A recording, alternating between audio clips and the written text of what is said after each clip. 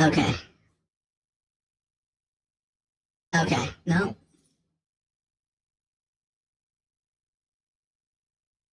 Alright. There we go. Thank you for the subscription and the reminder, Mississippi Cajun, for the no sound. But I was just saying that, Happy New Year. Welcome to 2025. Hopefully the year that sumo takes a good turn into new Yokozunas and a new era. But for right now, we are going to be pretty satisfied with where we are. Yokozuna TERUNOFUJI is in. Will he play spoiler to Kotozakura, or will he be the mountain Kotozakura has to climb in order to become the next Yokozuna? We will see. We'll wait a couple minutes for people to move on in as well. Thank you for your Prime subscription, Princess Arden. Excuse me, I have a little bit of a tickle in my throat.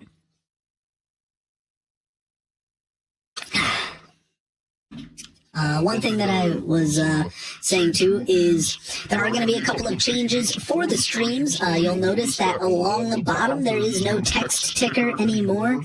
Any information that would have appeared there, I'm going to be putting up in the top right-hand corner. So you can see like oh, are you enjoying his commentary? Go to his other channel. Oh, he's sponsored. Oh, this guy is out for injury. So I figure having more variety up in that little section and getting rid of a little bit of clutter from the bottom is going to be a good thing. Yes, it looks like it's straight out of the 90s. It's pretty funny. The sumo database? I guess I'm thinking of... Nah. You mean Kachi Clash? Kachi Clash. Yes, Kachi Clash. Love you, princess. Alright, so in a couple more minutes, I will start the stream proper and talk about the upcoming sumo tournament. It's a good thing that I did wait a few minutes before I started getting into it because I was apparently muted for a little bit of it, but I also have to turn on the channel points. It is the, where is it? Not Kyushu Basho. It is the Hatsu Basho 2025 raffle. And a Kotozakura fan towel. There we go. What's up?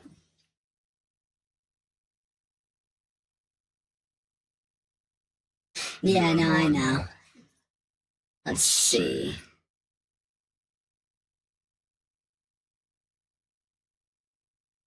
What's with the voice? What do you mean? What's happening?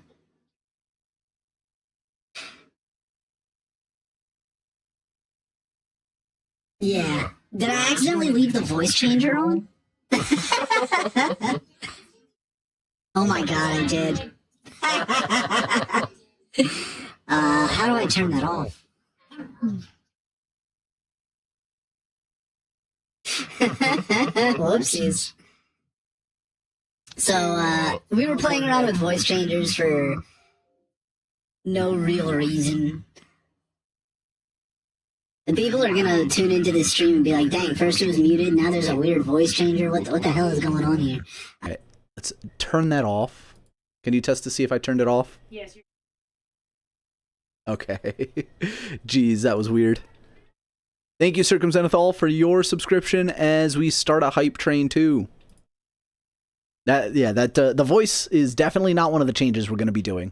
But for also over on the Twitch side, I feel like, yeah, this one is specifically for the Twitch side, another change to the streams. The avatars I will be using are largely going to only be either formal Leo, so the Leo in the suit, Grem Leo, like this, like I always do, or Shota Leo in the Gyoji outfit as well, because I wanted to keep up the visual consistency, kind of, and I know a lot of people dislike the avatars in the first place, so I feel like also having the consistency of, you know, the sumo-related avatar will, you know, help be a draw for the future. Yes, Roga is out. You can switch your pick, hopefully. Thank you, Walkie Talkie Kage, for your Prime subscription as well. Yeah, if you want to see the rest of my avatars, I stream all the time on my other account, so go follow that. Alrighty. Is there anything else I wanted to cover before we dive into the Banzuke? I don't think so, so let's get this started. The Banzuke game, hilarious, because I got 13 away from last place. The worst I have ever performed in Guess the Banzuke. And you can kind of see why when we start looking at the Banzukes next to each other. I supposed that maybe they would keep the 7 and 8s where they were, or keep some of them where they were. But in reality, let me highlight these to be a different color so we can kind of see that.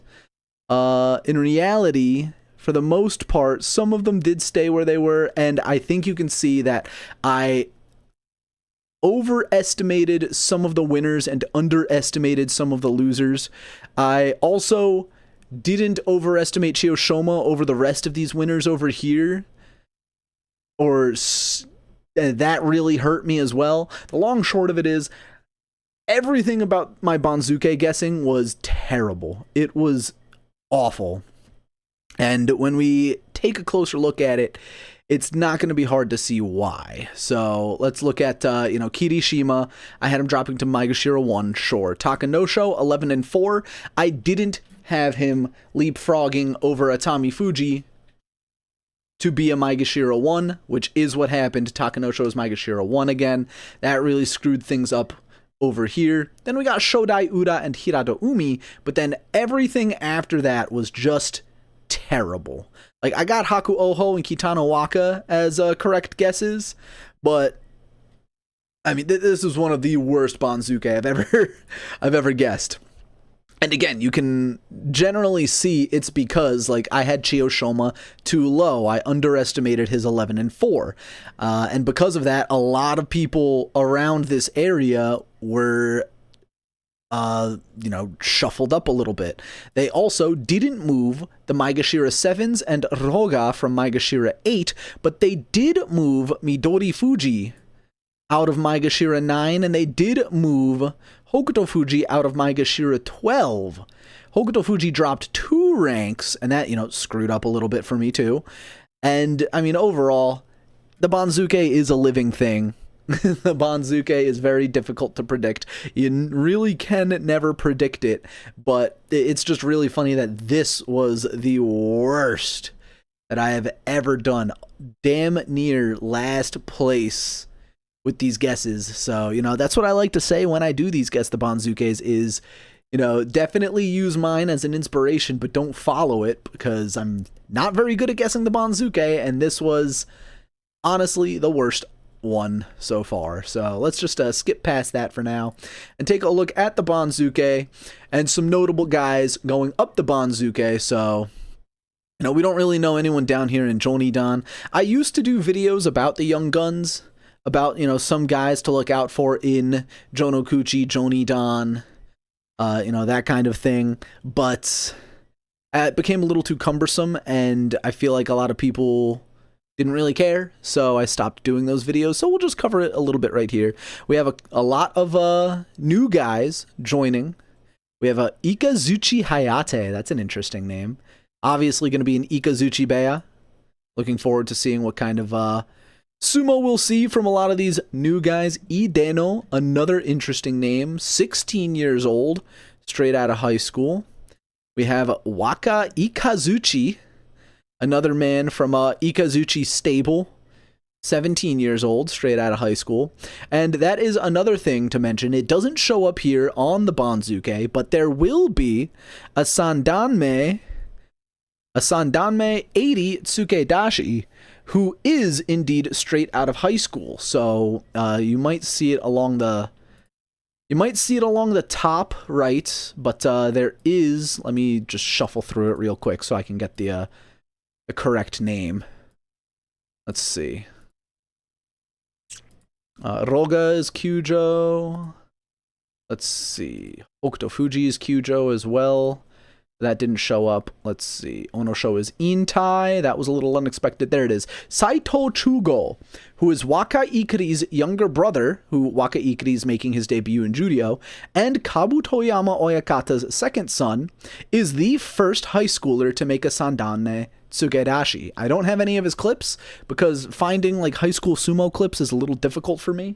But that should be an interesting guy to look out for at the bottom of Sandanme. Additionally, in Sandanme, we have fan favorite Enho at Sandanme 4, which, just barely outside of this third division. We might see him fight a couple of these third division guys, but it's a bit of a shame that he didn't make it there, because even if he wins the Yusho from here, he's probably going to be like placed at like 20 or something, maybe 15 if he's lucky. It's still going to be a difficult climb going up. We can also see someone like Ikazuchido is making his career high, 19 years old, off the back of 2 consecutive winning records, 4-3, 5-2, one of his best records yet. Sandanme 14 for him. Going to be looking forward to seeing how he does at the top of the 4th division. Yamato, another guy, he is named after someone really big, but he is very small himself. Yamato moving up to a new career high for himself as well. Look out for him. We also have in the 3rd division, Mita moving very far up. Makushita 17 across from another career high in Okaryu. Okaryu, a Sandanme 90 Tsukedashi from early last year. 23 years old from Kinki University. Very strong records there. Look out for Okaryu and Mita, which looks like it should be happening on that first day. Both guys out of Kinki University. Teammates, very likely. So, should be interesting to see these 2 college teammates going head-to-head against each other. That'll be fun. A couple of notable names down here. Let's see. I don't really see anyone outside of the Makushita Joy, but here we see Tochi Musashi, who is a former Judo Yusho winner. Had an injury, something was plaguing him for a while, making his way back up, 6-1, 5-2, 5-2. We'll see if he can make it back into Judo come this tournament. We also have Kurohime Ama, one of my favorite names, across from Chiyomaru. Haven't heard any word of Chiyomaru possibly retiring, but after that 1-14 record, I don't see him coming back to the Judo position. Other important names, Ishizaki, Asakoryu's little brother. Ishizaki off the back of a 6-1. We'll see how well he can do from Makushita 8 and if he can make it into the Judo division, joining his brother. Let's see. Across from him is Matsui. Matsui is one of Miyagino's men, currently at Isagahama because of that situation. 20 years old, coming off the back of all winning records since his Makushita 60 Tsukedashi status. Should be interesting to see how he performs at Makushita 8. Let's see, who else is up here? Osanai. Osanai is a name I've been looking at for a long time. He's been struggling in this 3rd division. You can see all the way up to Makushita 10, and then just never able to make it back until now. After his Yusho 7-0 from Makushita 48, is he finally coming into his own here? Another man from Kinki University. 25 years old. Let's look out for Osanai. And at Makushita 1, we have Wakanosho, 21-year-old, coming off the back of a 6-1. You could argue he was snubbed a little bit, but Makushita 1 East is going to be a good stepping stone for him. Thank you, the Kaiser, for your gift subscription, or redeeming your gift subscription. Thank you. Let's see. And then, of course, we have only a couple of debutantes. Hatsuyama, whose little brother is going to be that Sandanme, like I mentioned earlier. He was the Sandanme Tsukedashi as well, practicing at not Hatsuyama. I got the name, Waka Ikari, right below him. This guy's little brother, he was 7-8.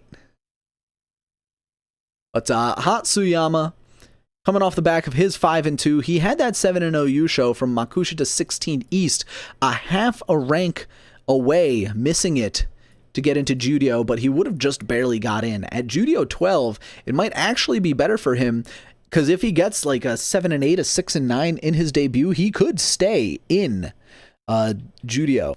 Nabatame will be holding on in Judio as well. See him for 15 days alongside Waka Ikari, Koto Eiho, and Kiryuko. Kiryuko, one of my favorites on the come up. We also have a lot of new career highs. Ao Nishiki, one of the more important guys that I would like to talk about. Of course, his 10-5 from Judio 11 was very impressive, but he was exposed in some of those matches, in some of those losses. It'll be interesting to see how he continues. We'll see if it gets more difficult for him or if he keeps the pace. And then Shishi right above him at Judio 4. Should be interesting to see him against Shirokuma, who is another fan favorite, but kind of struggled at the last tournament. 7-8 in his debut. He was injured. 4-9-2. Shirokuma needs to build up that confidence as we come into this new year. And then, of course, I'd like to mention Shiden. Now, Shiden has had a very interesting later stage of his career. So you can see he's been in sumo since 2014, 10 years ago. So 23 when he started. Well, 11 years ago now, technically, because that was March 2014. But, he was in that third division for a long, long time. And then when he was supposed to make his debut in 2022, he was suspended because he was Hideno Umi's Tsukebito, his assistant. And Hideno Umi had basically made him tag along when he went to an illegal gambling parlor and bet money not in excess of I think it was a couple $100 US basically, so not that big of a deal, but it was still a bad look. So both he and Hideno Umi were suspended for that tournament, but it took him another year and a half to finally truly make his debut, and he has been a Judio mainstay, which is a little bit surprising considering his age. 33 years old, making this late surge in his life, very much like Akiseyama, for those of you that might remember our melty ice cream man. But I can't say he has the same charm as Akiseyama, so he's largely flying under the radar and could make a top division debut at a very, well, I say very old as if he's not 3 years older than me, but at a relatively older age. Aqua made his top division debut at age 30. Could Shiden make his top division debut at 33? We will see. And then, of course, Kaio sitting at Judio 1. It's going to be interesting to see him flying up the Banzuke, 11-4, 8-7. We'll see if he can make it to the top division, 25 years old from Nippon Sports Science University. And one last thing before we get into the Kachi Clash is Tama Shoho making his debut. Tama Shoho, 31 years old, debuting in the top division. He is Tamawashi's brother-in-law, which is a fun fact that I didn't know until recently. Started sumo all the way back in 2011, so over a dozen years ago, 14 years ago. Working his way up, getting stuck in the third division from 2013 to 2023. Imagine being stuck in that purgatory for 10 years, and now that he's made it into Judio, early 2023, he's been a Judio mainstay, finally making his debut, and, this trend of older gentlemen making their debut at a later age, after such a long career in sumo, I could probably make a video about a question like this, but it kind of makes me question, obviously he's good enough to be in the third division for a long time. It's going to be difficult to stay in that Makushita division, but I'm wondering if the lack of very strong competition is opening doorways for these gentlemen that in a stronger pool of sumo wrestlers, they would be locked out by younger, faster, stronger opponents. Like, it's no secret that sumo right now is struggling, and especially when, you know, a lot of recruits are simply not joining. Like, I've only been watching for, 5 years, but looking at the Banzuke, there's only Sandanme 80. When I started watching, there was Sandanme 100. So that's an extra 20 ranks, an extra 40 people that are not in the 4th division. And on top of that, Jonidan, when I started watching, there was Jonidan like 137. So that's an extra like 60 people missing from the bottom of this Banzuke. And even in Jonokuchi, there would be up to Jonokuchi 27, 28, 29, 30. So there are a lot less sumo wrestlers on the Banzuke in the first place. And I'm wondering if, because of that situation, someone like Tamashoho, someone like Shiden, and going back to my other example, someone like Akisayama having the opportunity to finally make it into the top division, I wonder if that is a bigger factor. And, that is one of the things scrolling in the top right-hand corner too. Onosho declared his intai. Onosho isn't even on the Banzuke here. Oh, there he is. Kushita 3. He's not going to be fighting. He is out of sumo. He is out of sumo entirely. And he was only 28 years old. Same thing with, the Ozeki Takakeisho. He was only 28 years old. And both of those guys retired because of their injuries. Now, Onosho not staying in the sumo world, whatever he wants to do, power to him. But, that's a little interesting. And again, talking about how these guys are out due to injury, these young guys being so beaten down, I wonder if, it's something that we've been talking about for years, but Nishonoseki Oyakata, his advancements in training sumo wrestlers, will that help give more longevity to these younger guys? How quickly will those advancements make their way towards the other stables, and how much healthier can sumo be in the upcoming decade? So, those types of questions kind of need to be answered sooner rather than later, because, it's not just Onosho and Takakeisho. Even just a couple of years ago, Yu Takayama, who is sometimes a guest commentator on Abema, Yu Takayama retired, surprisingly, also at a young age. I think he was like 27, 28 years old too, and he had an elbow injury that just kind of never healed up. So now he's an actor. So it's like, why do a sport that takes 20 years off your life expectancy and you may never even make salaried rank when you could try for baseball or soccer, not die young, and maybe make millions, right? Like in baseball, there's a dude who's about to make $1 billion. You have like NFL players being like, damn, I should have learned how to swing a bat. But, I feel like these questions need to be answered. Or at the very least, like, we need to see some progress there, because, the Sumo Association knows that they're struggling. The Sumo Association knows that, like, oh, we only have 8 recruits coming in. We only have, like, 5 recruits coming in this tournament. So, like, they have to change something.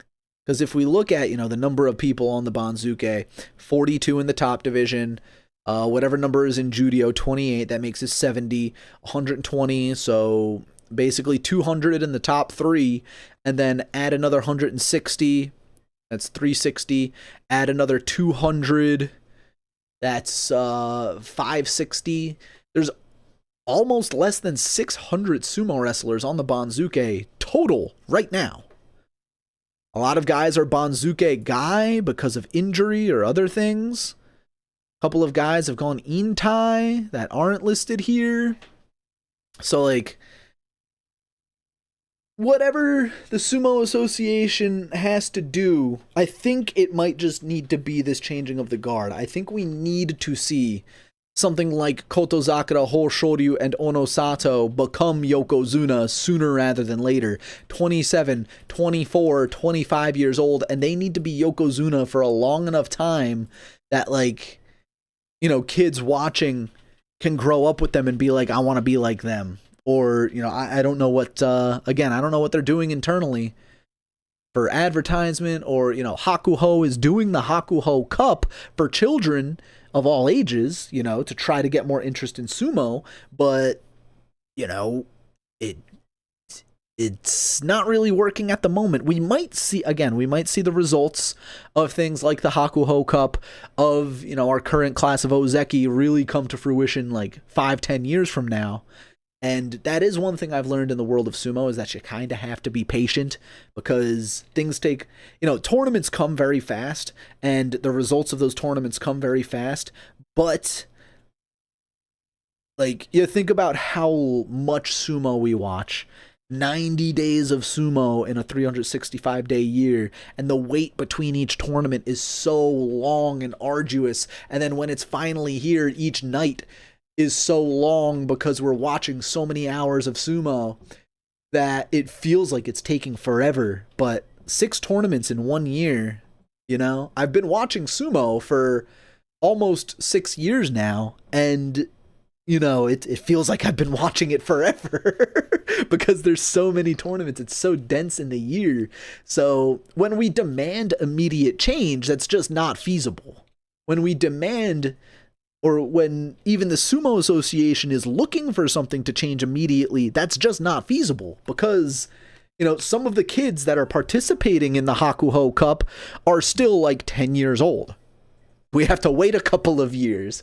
Like, it's just one of those things, you know what I mean? Thank you, Poetic Wine, for your subscription. I even subbed when you were lazy and not streaming here, you slacker. Hey, I had reruns going. Technically, that's using up my electricity. But yeah, we'll see. And that is the other thing. That is something to mention, Hammer Smash. The seats were packed. The seats were sold out all last year. For the first time since the 90s, every single seat in every single tournament was sold out for the calendar year. And although that means sumo is popular with the fans right now, we have to wait for the children of those fans, the grandchildren of those fans, to get into sumo, to replenish the slightly depleted Banzuke here.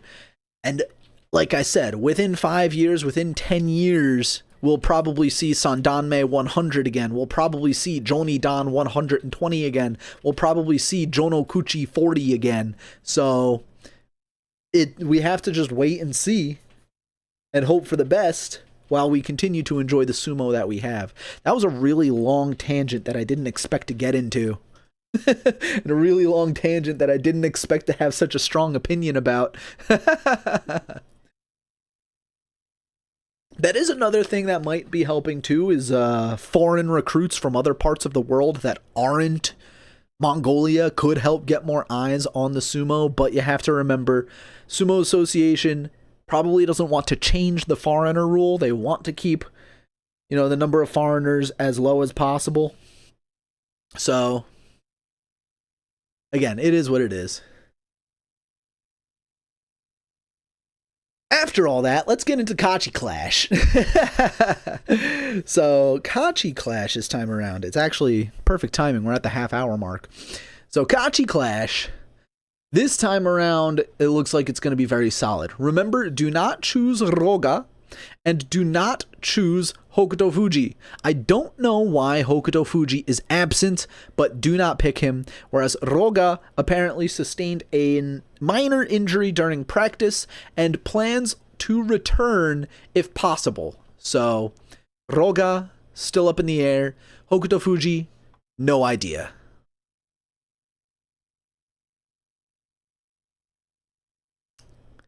Weird that they're trying to grow the sport by going to London, but don't want more foreigners to join sumo. Kind of like a no-take-only throw scenario.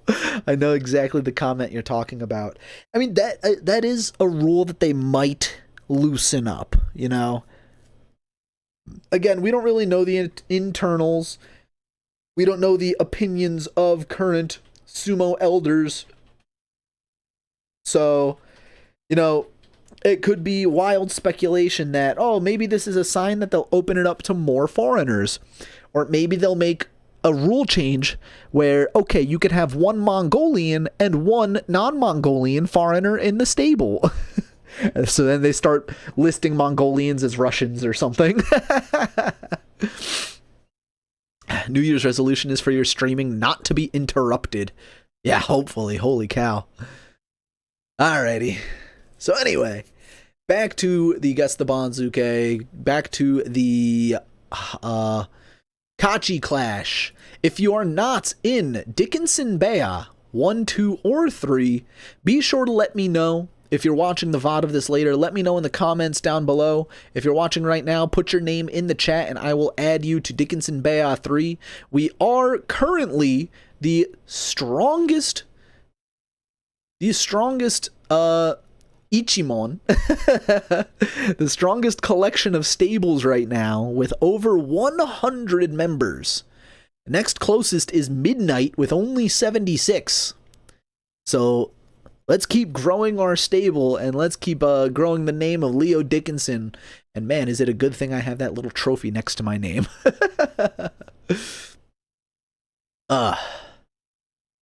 Let's get back to the real stuff though. Kachi Clash. The top picks. TERUNOFUJI is in. Kotozakura, his first Yusho, has a chip on his shoulder. Hoshoryu, 13-2 Jun Yusho. He's gonna want revenge. Onosato stumbled after his debut, but is still looking strong and scary. Every single one of these guys, you know you can make a good argument for. TERUNOFUJI, for me, if he is 100% or even 90%, maybe even 85%, easy 14-1, 15-0, TERUNOFUJI is the guy to look out for. Kotozakura, at the previous tournament, finally came out of his shell 14-1, and that is one thing I remembered very distinctly, especially that day 15, talking to Kongo. I noted that Kotozakura won a lot of his matches in a not very exciting manner. He didn't have to work as hard for his wins as someone like Hoshoryu did. And I think that will help him in this tournament as well. Kotozakura has a strong style. He is very difficult to move, and even when he is moved, he's agile at the edge and can beat his opponents. So Kotozakura, he's very solid. He doesn't move. It's hard to move him. I like Kotozakura a lot. I like Kotozakura the most. You all know this. Kotozakura is my second favorite sumo wrestler on here. I'm definitely going to be picking him. But there is an argument to be made for Hoshoryu as well. Hoshoryu, in all of his wins, he had to work harder than Kotozakura for his 13 wins. A lot of his wins were very close. A lot of his wins were very exciting. And, you know, that is one thing I mentioned before. An exciting match is not always a technically solid match. Just because it's fun to watch doesn't mean it's an actual, like, match that you would want to learn from. Hoshoryu, his matches, his wins were fun, were strong, but we're also a little bit lucky. And a good handful of those matches, if one step went a centimeter further, if one hand slapped a second faster, you know, Hoshoryu probably goes like 10-5 instead. Whereas, you know, you try to apply that to Kotozakura, maybe he loses one match more and still earns the Yusho, you know? So, Hoshoryu, if he can clean up his style, if he can dictate in the ring more and not let his opponents manipulate him, then Hoshoryu obviously will have a good tournament. And then, of course, Onosato. Onosato is another interesting one to look at. His, you know, his debut as an Ozeki, it's already hard enough to have a strong tournament as a debutant in a new rank. You know, whether you're debuting in the 3rd division as, you know, a young buck, whether you're debuting in the Judo division, we see a lot of those guys go 7-8, 6-9, 5-10. You know, whether you're debuting in the top division, it's a new rank, a new pressure, and new sumo wrestlers. The thing about the very top ranks, though, is it's not about who you're facing. You're going to be fighting all the same guys. But it's all the same guys, and they're all the strongest guys. And not only that, but the ranks have much more weight to them. The difference between a Sandanme and a Makushita, not really much when it comes to, you know, prestige. Like, you could say, yeah, I was a sumo wrestler. The difference between a Makushita and a Juryo, that's big. That's Sekitori status. That is, I was a career sumo wrestler. I was a salaried sumo wrestler. That's importance. That's, you know, that's your job. The difference between a Komusubi and a Sekiwake, you know, there's not too much of a difference there. But the difference between a Sekiwake and an Ozeki is one step away from Yokozuna. An Ozeki is considered a champion. And a Yokozuna being so close, like the penultimate goal of all sumo wrestlers, that pressure can build, and that pressure can be immense, and that pressure could keep even some of the most talented guys stuck for a little while. Kotozakura, on his way up, spent almost an entire year as an Ozeki before finally getting his first Yusho. Hoshoryu, on the other hand, earned his first Yusho to become an Ozeki and has had lackluster results since for a year and a half. Part of it is that pressure. Part of it is, you know, the weight of knowing you are the top dog, you are the top guy, and everyone is gunning for you. Onosato is strong enough physically that he can overcome a lot of some of his opponents. But does he have the mental willpower to keep that consistency? A 9-6 in his debut is already fantastic, especially for someone who doesn't even have his top knot yet, or barely has his top knot rather. But it's really going to be about his mental resilience. Is he going to be strong in the face of the return of the Yokozuna, which he has already defeated the Yokozuna before? Some new faces that he hasn't fought too often, like Wakataka Kage. Maybe getting tripped up by some old faces like Ura or Tobizaru could be tricky enough for him too, you know? So Onosato, still a relatively new guy to the Ozeki status. I feel the least confident in picking him. I would, you know, as a neutral party, I would definitely pick either TERUNOFUJI, Kotozakura, or Hoshoryu before I picked Onosato. But that could be the interesting thing. Onosato could be a good dark horse pick there. Like, if you wanted to pick the most popular guys in these lower parts, like, you know, Takayasu or Haku Oho, and then you wanted to differentiate yourself from the pack, pick Onosato, because he could shock us all and win, or he might disappoint and, you know, you'll still get carried by some of the guys down here that everyone will pick too. Me personally, I'm going with Kotozakura. He has been one of my favorites since I started watching, since he made his debut, and yeah, that's just my guy. Next section is going to be difficult too. We have two of the strongest pusher thrusters, two of the strongest Oshizumo wrestlers, Daieisho and Abi, and among them are two incredible Yotsuzumo wrestlers, Wakamoto Haru and Wakataka Kage, two brothers that cannot fight each other, so they're going to be fighting a little bit lower down the Banzuke as well. That is something we have to remember. Brothers and stablemates can't fight each other, so someone like Chiyoshoma is going to be fed to Wakataka Kage, and I'd bet on Wakataka Kage in that match 99 times out of 100. But getting back to my point here, Abi is a lot less consistent than Daieisho when it comes to that Oshizumo style. But Abi is also trickier than Daieisho in that Abi will attempt more henkas, will attempt more sidesteps, will attempt more, you know, defensive maneuvers. Whereas Daieisho, you know, they're both Oshizumo wrestlers, but I mentioned this before.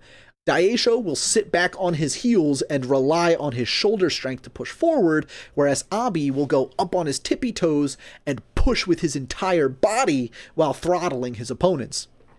So, but if you want to choose either of these Oshizumo wrestlers, it's a hard ask, honestly. I would personally lean towards Daisho because he is more consistent than Abi, but that's just me.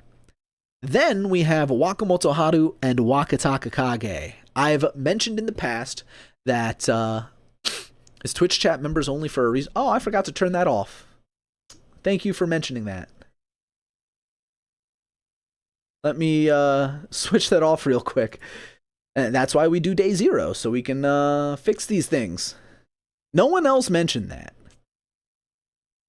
That subscribers only mode was on. Oh. Freedom! My bad, guys.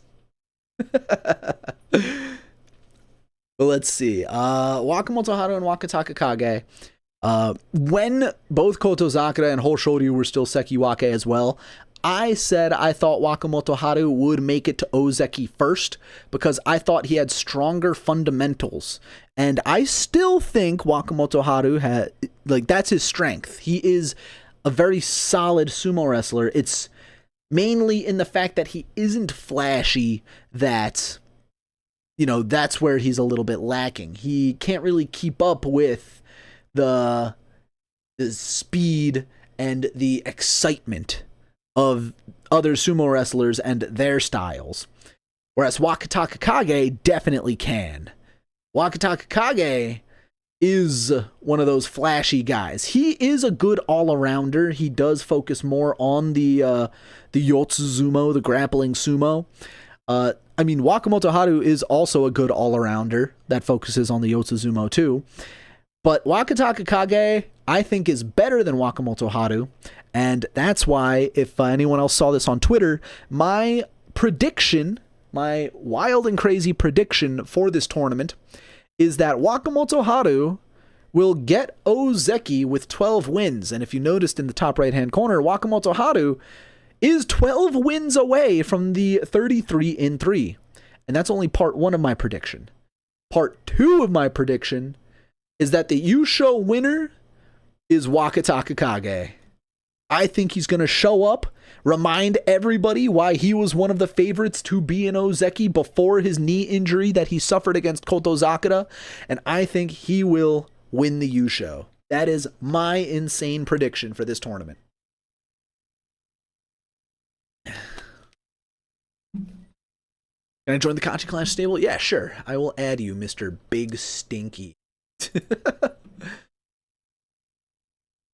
Let me just go to the main Kachi Clash. Big Stinky, Makushita 47. You working at it, my guy. Next up, I'm picking Tobizaru. You know I am. My wife is picking Takanosho, and I'm going to score more points than her. You should show a big picture of the sumo wrestler you're talking about just for clarity. That is a good idea. I don't have that prepared right now, and the thing is, too, a lot of these sumo wrestlers don't have pictures on their profile page, so I wouldn't be able to do that for everybody, but that is a good idea.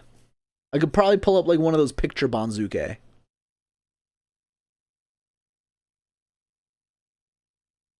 Let's see if I can read Korean. Ne ilke 막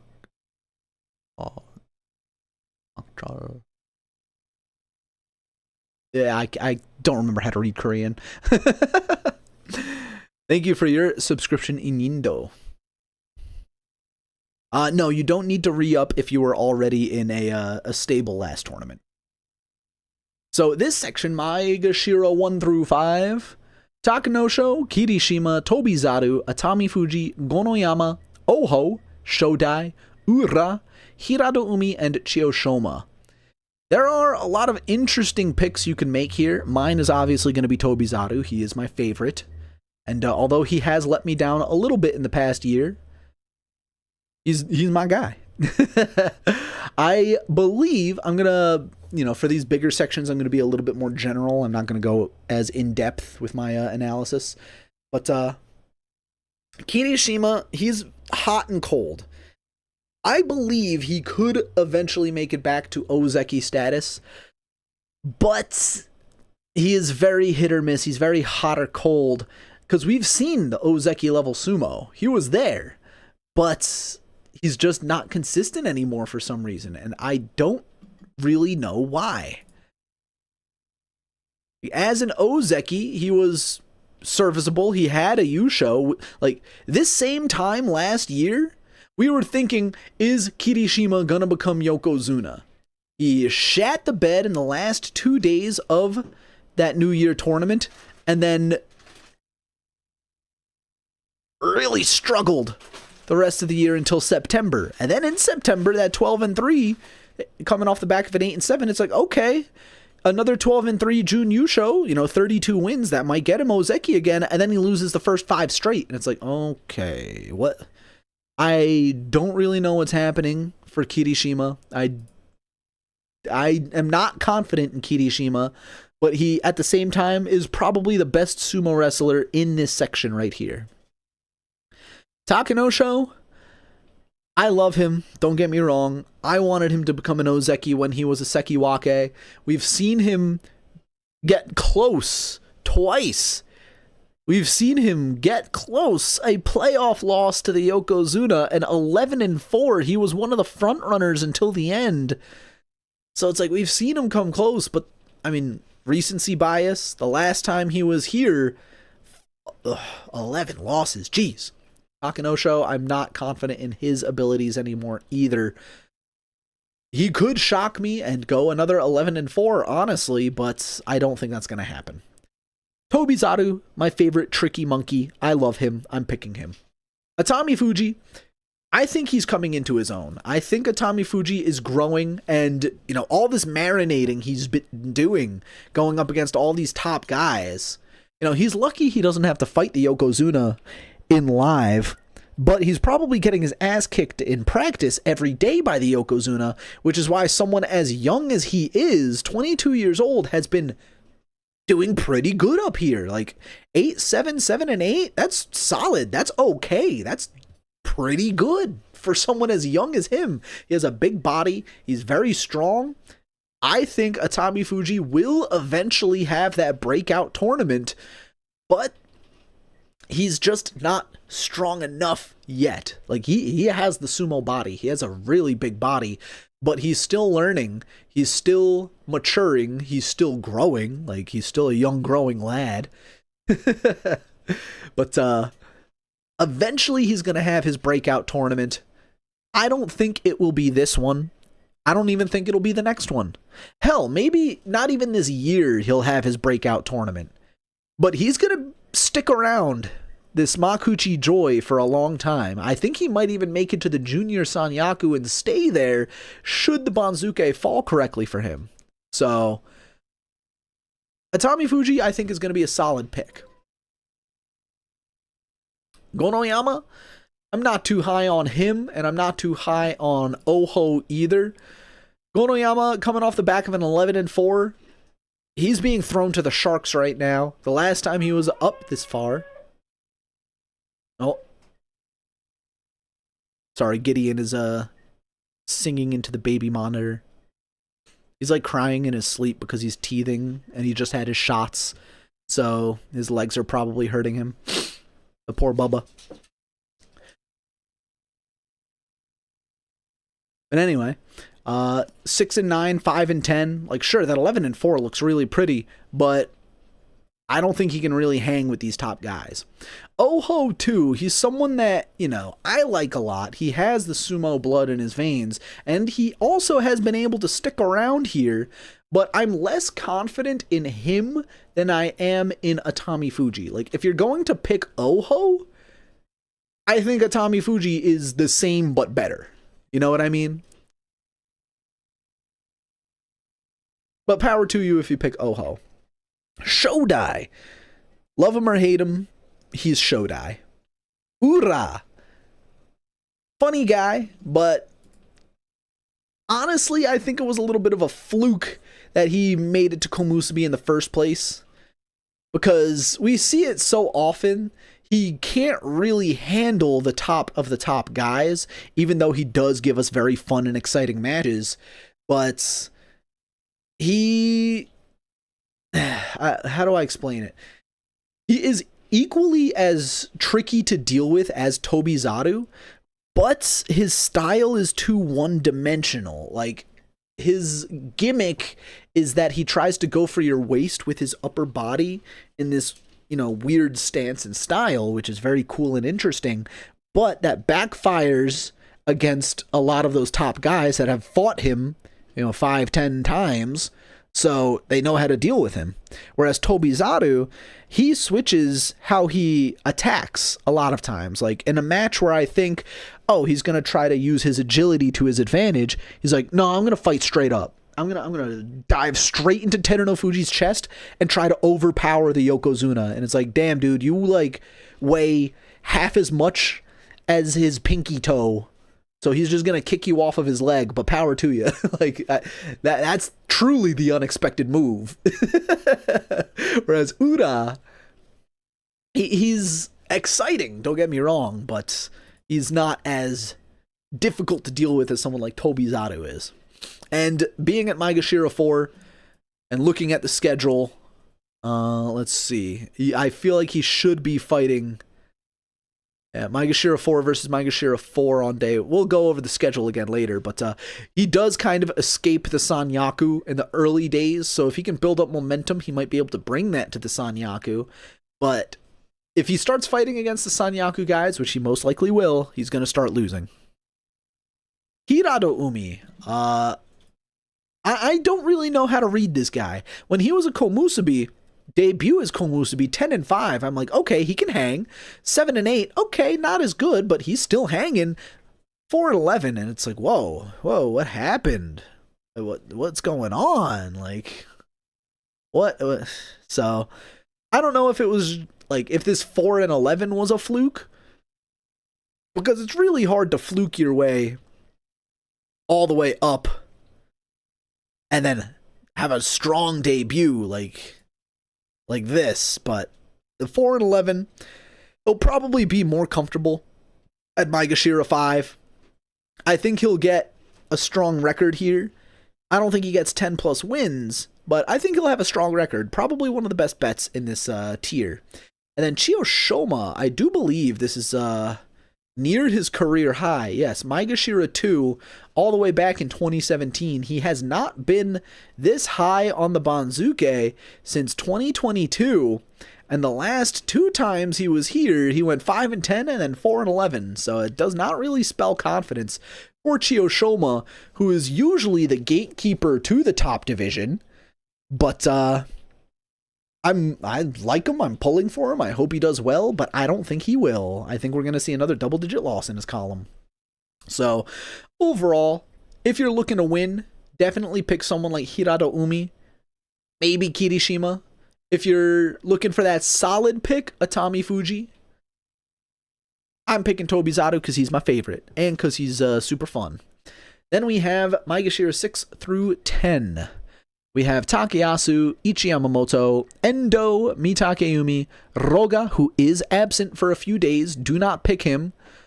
And then watch, he's going to go 10-1-5 or something like that. He's going to be out for the first 5 days and then win the rest of his tournament.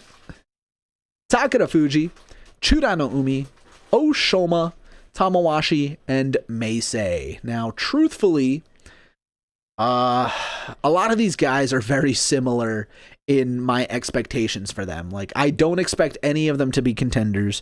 I don't expect any of them to really have a horrible performance, except for maybe Meisei, who is very inconsistent.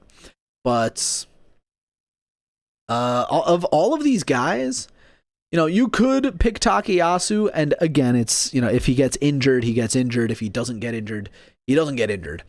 Ichi Yamamoto, I wouldn't be confident in picking him. Endo only really shows up to a tournament when he feels like it. Mitake Yumi, he's been all over the place. I have no confidence picking him. Roga, out for injury. Don't pick him. Takarafuji, he's been surprising me lately. He's been having some strong starts. He's been having some good results. It's just, you know, the 8-7 finisher makes me a little upset.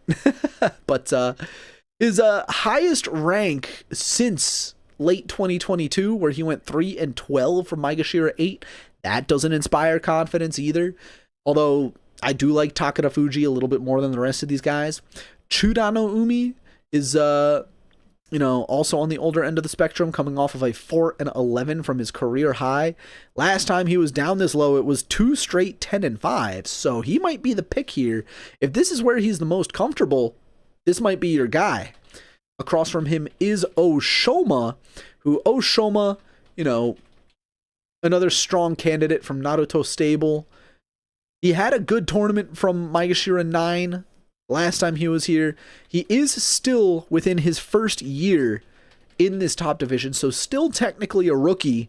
So we could really see anything from him. I don't know if he's gonna, you know, come up big and strong, another 10-5, or if people are gonna start learning him and figuring him out, and he'll go like 8-7, 7-8. You know, it's hard to say really. So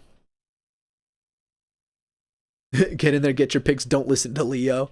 I'm just giving my opinions as to what your expectations could be for all of these guys. You don't have to follow my picks. I don't want anyone to follow my picks.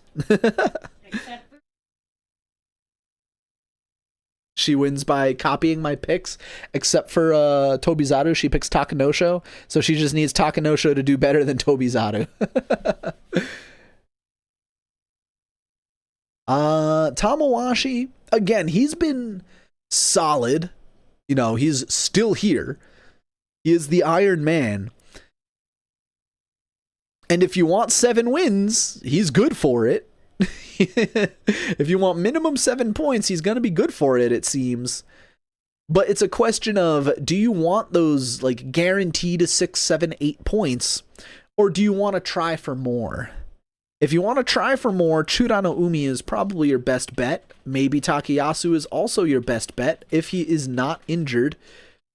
And if he can do something in those final 3 days of the tournament. The last 3 tournaments that he was actually present at, he is currently 1-8 in the last 3 days of the last 3 tournaments he's attended. Thank you, what's up, for your Prime subscription. So, oof. Takayasu, you need to finish strong, my guy. But again, he should be good for a solid, 7-8 points if he's not injured. If he's injured, then, you're shit out of luck. Meisei, I simply do not like Meisei. not like as a person, I just don't really like watching his sumo. He is horribly inconsistent, like 6-9 Kinboshi, 8-7 Kinboshi, where he started off 7-0, 8-1, and then shit the bed the rest of the tournament. Like, I can't get a read on this guy. I don't like thinking about him. Add you to Bea 3? Sure. Let's see. Is your name a Powerhouse?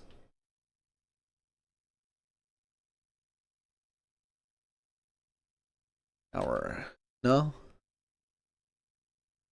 Same name. Power. You're not showing up here. Maybe I have to do like current players entered. There you are, Powerhouse. Got you. Alrighty, but for me, I think I'm gonna be picking Tamawashi here. I am like ambivalent on a lot of these guys in this section. The only one I would really tell you to avoid is Roga, just because he's injured. But, like, you can make a case for anyone, and I think they're all going to do mid. Like, I don't see anyone in this section getting more than 9 wins, but I don't see anyone in this section getting more than 9 losses either. So that'll move us to the last section here. Maegashira 11 through 17. This one is usually up in the air because of, judo debutantes. How are they going to do? Or, a guy coming back from injury. How is he going to do? Someone that doesn't belong here. How is he going to do? And here there are 2, maybe 3 big names, maybe 4 if you're feeling a little frisky, that stand out here. You could argue for 5. And those 5, I would say, are Midorifuji, Takerufuji, Onokatsu, Kinbozan, and Haku Oho. Once again, Hokutofuji is out for injury. We don't know if he will return. Do not pick Hokutofuji. Simple as. Midorifuji, the small technician, could easily take advantage of some of these guys that, he hasn't fought in a while or he has never fought before. But he has been on that downward slope, 7-8, 7-8, 5-10, like only 1 winning record in the entire calendar year of 2024. That does not bode well for him. But this could be, the section of the Banzuke where he can regain some confidence. Takerufuji, the obvious favorite here, his worst performance ever, 10-5. His worst performance, 10 wins. And I'm actually surprised he only moved up 5 ranks with that 10-5. So Takerufuji, the obvious favorite right there. Onokatsu, and I say that because he is one of those young guys that we don't know too much about. He's only been in sumo for a little over 1 full year, and so a lot of people might not really know how to deal with him yet, or maybe he doesn't know how to deal with them yet. So real wild card here in Onokatsu, but I think he'll be a solid pick now that he's getting his sea legs in this top division. He is still technically a rookie, still in his first year in this top division, so could be an interesting pick. Haku Oho, of course, had that electric debut, the fastest from debut to top division, tied with Endo, thanks in part to, that 14-1 playoff loss. But then shoulder injury, he's been sputtering. A lot of people have been disappointed in his performance in judo, so it's a question of how will he do now that he's back in the top division. Will we see this 11-4 phenom again, or will we see this 8-7 sputtering, this 5-6-4 re-aggravating an injury? It's hard to say because it seems like every other tournament he has a torn bicep, which is like, dude, stop. Stop fighting for a couple of days and get that fixed, please. And then across from him, the Kinbozan, coming off the back of a 12-3 Yusho from Judo that really inspires some confidence right there. But you have to question the 2 4-11s that led to his Judo demotion. What was going on in those 2 tournaments? Was he just getting taken advantage of? Did he lose confidence or something? Because you have to remember, sumo is as much mental as it is physical. Sumo, if you get into your own head and you start to lose, then you start to lose confidence, you start performing worse. Like, momentum is a very real thing. Anyone that's ever done anything competitive can tell you morale is real. When you lose your first match, your second match, your third match, your fourth match, your fifth match all in a row, that's going to spell disaster for your confidence. And, as an aside, I think that's what happened to Shishi in the last tournament, where I was saying, these 5 losses in a row that he was looking good in those matches. He was looking strong, but you still see the L in the column. You still see that black mark on your record, and that shakes your confidence a little bit. So Kinbozan coming back with a chip on his shoulder, that 12-3, that, little certificate that says, congratulations, you won in the 2nd division. Is that going to give him the confidence to get back up high on the Banzuke again, where we like to see him in those middle ranks, Maegashira 7 and 6 and 8. So let's see how Kinbozan does. Honestly, I think he'll be a good pick for a dark horse here. I'm going to kind of gloss over everybody else in this section. Nishikigi, old veteran. I don't expect him to do well at all. Onokatsu, I already mentioned. Shonan no Umi. He's kind of fallen under the radar, I think. After his really strong start, he's been not very stand out. 4-11, 3-12, interspersed between 9-6, 8-7. Like, he's been here, and I expect a lot more from him. Like, I mean, in this tournament in September, I told people, like, I think he'll be the best pick because, you know, he's learning his opponents. He's getting stronger, but, you know, maybe he was just injured that tournament. I don't know. Moving up half of a rank from 8-7 could be a decent pick. I want to see him succeed. I like him, but he's just not there. Goto Shoho, he's another sumo wrestler that I'm kind of over. Like, he was injured at the previous tournament. I'll give him that. But when he first came up, he was another fast riser. Like, he 2018 to the end of 2019 made his Judo debut, and this is when I started watching, you know, in 2019. So I see him come up, I see him dominate Judo, I see him move straight up the Banzuke, and I'm thinking, okay, this guy is good, this guy is electric. And then since then, he's just been kind of plodding along on that Judo to Makuchi elevator. So it's like, you know, even this past year, seeing, okay, winning record. They're not impressive winning records, but they're okay. And then 3-11. Like, oh, so if he's at full strength, gonna get a winning record, sure. But is he the best guy in this section? Not really. Okutofuji is injured. Don't pick him. Kitano Waka. Honestly, I forget who this is. 24 years old. Let's see. Oh, yeah. He's also on the elevator, too. His debut, 3-12 last year. Not so good. And then just back and forth between the top division and the second division.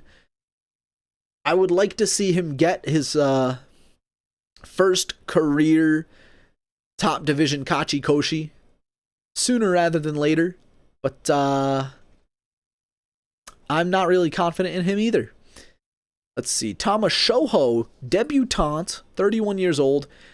The real wild card here, because you also have to consider he's fought a lot of these guys down here because all of them are on that Judo grind. All of them are champing at the bit to stay in the top division. So Tama Shoho, he's going to be a wild card to someone like Nishikigi, but he's going to be a known factor to a lot of other guys in this area. And his matches, his records are pretty back and forth. Like, is he going to go 10-5 or 4-11? You never really know. So it's just a matter of will this debut hinder him or will it give him some good confidence? I think it really comes down to like those first 2-3 days. If he's 2-1, okay, he's going to be driving. If he's 1-2 or 0-3, he's going to be falling back down to Judo easy. So real wild card there in Tama Shoho.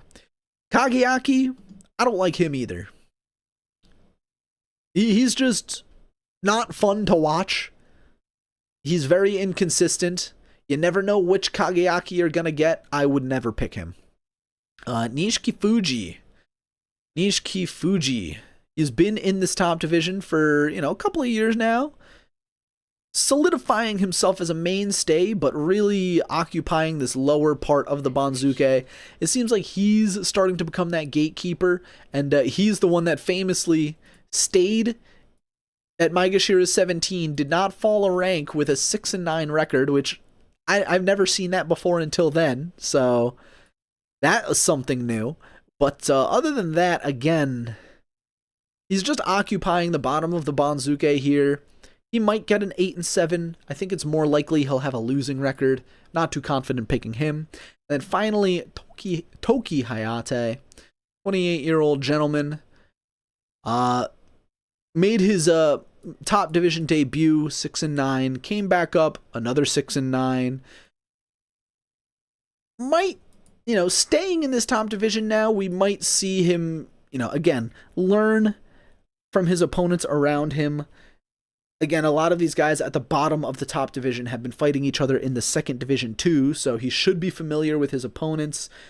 And even against some of the newer guys that he had fought last tournament, he'll be seeing again this tournament. So again, I'm not really confident in him either. Maybe he'll be another gatekeeper to this bottom of the top division, but I wouldn't pick him either. My pick, again, I think it comes down to, you know, the 5 favorites: Midori Fuji, TERUNOFUJI, Onokatsu, Kinbozan, and Haku Oho. I think TERUNOFUJI is 100% the best bet. If you want to win, if you want to, move up to the Ozeki rank like I am, and for me, who I need to keep the Ozeki rank by scoring 50 points, I'm going to pick TERUNOFUJI. If you think you have the inside scoop on something, or if you think, maybe one of these guys will outperform, will we see that 11 wins from Haku Oho again? Will we see Kinbozan turn on the Jets? Will Onokatsu come into his own? Those are some good questions. Those are some good wild cards. But TERUNOFUJI is the solid pick. Everyone's going to pick TERUNOFUJI. So if TERUNOFUJI loses, everybody loses. If TERUNOFUJI wins, everybody loses because everyone picked TERUNOFUJI. But that's going to be my pick. I think he's minimum 10 wins, whereas all of these other guys are maybe 10 wins. You know what I mean? So my final picks: Kotozakura, Wakataka Kage, Tobizaru, Tamawashi, and TERUNOFUJI. And honestly, I think this is, aside from Tobizaru, I think this is going to be like the popular pick. Maybe a lot of people will pick Takayasu over Tamawashi. I can also see an even split between pretty much everybody in that top section too. So this is going to be my final picks, and I am going to lock it in. Over 1,000 entries again too, 1,100. I bet I reminded a lot of people to do their Kachi Clashes. But these are going to be my picks. What's your thoughts on my dark horse pick, Haku Oho? I think Haku Oho could do it. It's just a matter of, I'm worried for his health. That shoulder that he got reconstructive surgery on has been looking weak since he got surgery on it. Apparently he keeps tearing his bicep, so it's like, I like Haku Oho a lot. I want him to succeed, but it looks like, it's only been 1 year, but I hope he does not go the same way as Endo, where, they were both the fastest to make it to the top division. You could see Endo did it in 3 tournaments with his 14-1 from Judio 3, whereas Haku Oho did it with a Yusho from Makushita 15. But Endo, he competed for a couple of Yusho. He put pressure on a couple of Yusho. He has a Jun Yusho back in September of 2021. He has a couple of Kinboshi, but he's never been like the guy. You know what I mean?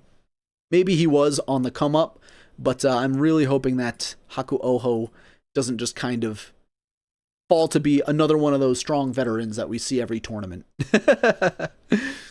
But that is my picks. And like I said, I have to score 50 points to keep my rank. And you could see here, if I didn't pick Tobizaru for a handful of tournaments, I would have been the Yokozuna too. Picked Onokatsu in his debut. I picked Roga in his debut, But I mean, even with these cheesy picks, you pick your favorites. Kotozakura, Tobizaru, all the way. Tobizaru Takanosho sometimes. Let's see, the last time I picked Tamawashi, he really did horrible. I don't remember. Picked Shodai. My mistake. Onosho 2-4. Whoopsies. I got 28 points that tournament. But what happened to Roga? Apparently he suffered an injury during practice and will be joining the tournament late. So that is going to be it for this section of the preview show. For those of you watching on YouTube, we are only going to be streaming on Twitch after this point, except I'm going to go through the schedules first.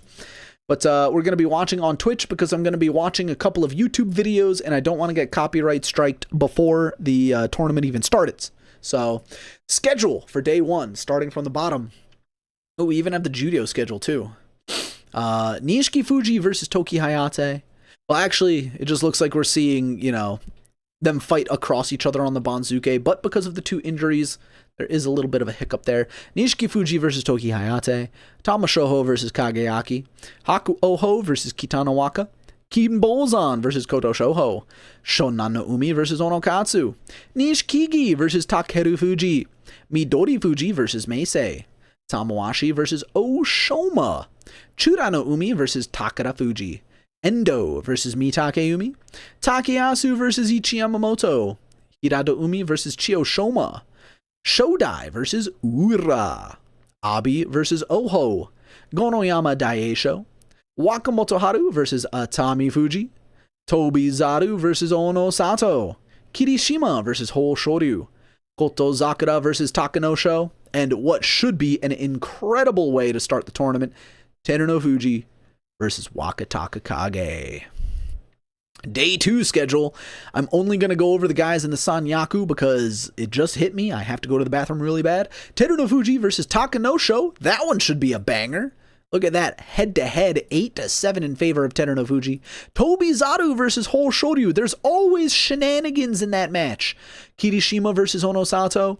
Kotozakura versus Abi. Atami Fuji versus Daisho. Wakamoto Haru versus Gonoyama.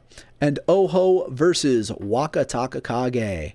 So that'll be it from us on the YouTube side. We will be back tomorrow, hopefully for the entire tournament. But if not, I have a bunch of backup channels at the ready, so be sure to look for us here on Leo Dickinson Sumo. If not here, then on Leo Dickinson's backup sumo. I think I have that. My Twitch is the same name, Leo Dickinson Sumo. Let me see if the command works. But that is going to be it from me on the YouTube side. Yep, there it is. We will continue on the Twitch side in just a little bit with those videos, the ring purification ceremony, and then a couple of training videos from earlier this week. And we will see you guys tomorrow on YouTube.